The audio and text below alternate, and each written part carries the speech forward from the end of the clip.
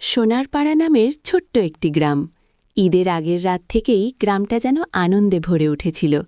চারদিকে রঙিন আলো, বাড়িতে বাড়িতে সেমাই, ফিরনি আর পিঠা বানানোর ব্যস্ততা। ছোট ছোট বাচ্চারা নতুন জামা পরে আনন্দে দৌড়াদৌড়ি করছিল। এই গ্রামেই থাকত ছোট্ট একটি ছেলে, নাম রাফি। তার পরিবার ছিল খুবই গরিব, তাই এবারের ঈদেও সে নতুন জামা পায়নি। বাইরে থেকে হাসি খুশি দেখালেও তার মনে একটু কষ্ট ছিল। ঈদের সকালে সবাই নতুন জামা পরে ঈদগাহে নামাজ পড়তে গেল। রাফিও তার পুরনো কিন্তু পরিষ্কার জামা পরে চুপচাপ দাঁড়িয়েছিল। নামাজ শেষে সবাই যখন একে অপরকে জড়িয়ে ধরে ঈদ মুবারক বলছিল, তখন রাফিও একটু হাসার চেষ্টা করল।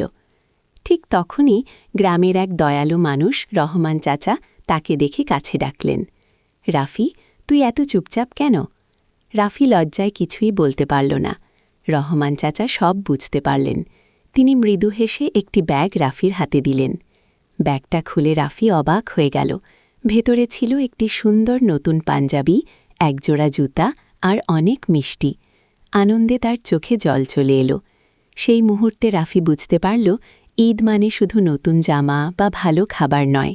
ঈদ মানে ভালোবাসা, ভাগাভাগি আর অন্যকে খুশি করার আনন্দ।